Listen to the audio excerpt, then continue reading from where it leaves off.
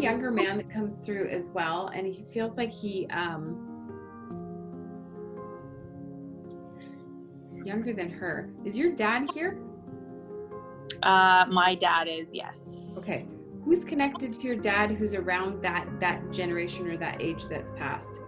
Does he have a brother that's passed? Yes. Okay. So he's connected to this grandma. Okay, so he comes through.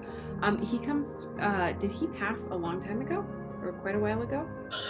Yeah, I would say over 10 years. Okay. Yeah. And he makes me feel like he's kind of like a fun-loving kind of guy that just like did his own thing, and was totally like his own person and wouldn't listen to shit.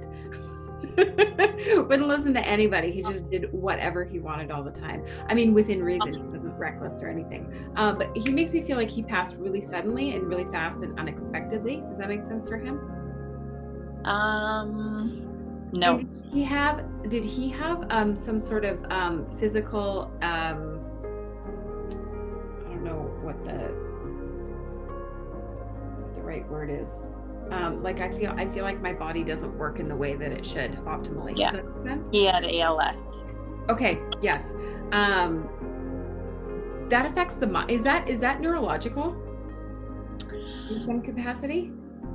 No, I don't believe so, unless it's something neurological that affects all the muscles. Basically, everything just eventually shuts down muscle-wise, but he was all there mentally.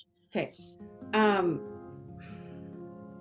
Yeah, because I feel like when he comes through, I'm like, I don't know.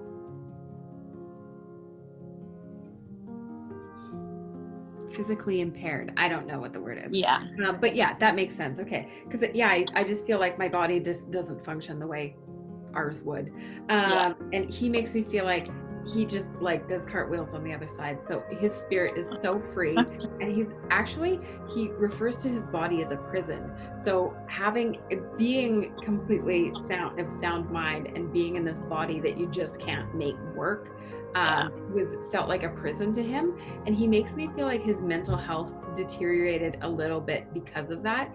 But at the same time, he was very outgoing, very happy-go-lucky, very just like he walks into the room and everybody knows he's there just with his presence, with his energy.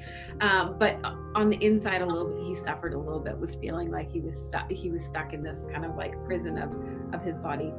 So I don't know if you know the inner world that well, but he just wants to validate that.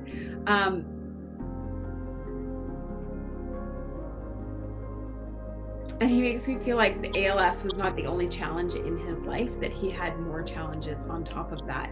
But he makes me feel like he's free and he's happy and he's watching over you. And you have kids? He wants to talk about your kids. Yes, I have kids. Is someone named after him, or is there like a namesake? Or in the family, is he named after someone? He could have been, yeah. Keep that in the back of your mind. Yeah. You can ask somebody about that if you don't know. But he's talking about the names.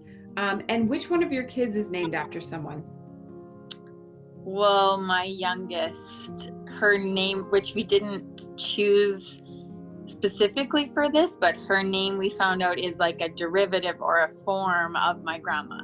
Oh, cool. Yeah. And this is his mom? Yes. Okay. And he says she's the really intuitive one. Why is it always the youngest one is the intuitive one? Very like super sensitive, super sensitive. So he wants to talk about her. Is she 10 or is she around that age? She's 10. Okay. Because he makes me feel like her coming in and him going out in the similar time frame, that he just wants to validate that he knows that she was here. If he passed before she was born or after or whatever, he wants to connect the timeline of her coming in and him coming out. I literally, just when you said that, I was like, holy crap. I remember being at the funeral that was, I didn't know yet I was pregnant, but I knew. But you knew, so yeah. It was like, like it was that week like that I found out that with Peyton. Hey, that's awesome. I love that. I got chills on that. Yeah, so he just wants to validate that he's been there the whole time. He's been actually watching over her and like being a guide for her. And he says when she was little and would see spirit, as little ones often do, it was often him just being there to protect her. He says that she's got such a big, bright spirit, and he just like almost lives vicariously through her because she's such a sweet person.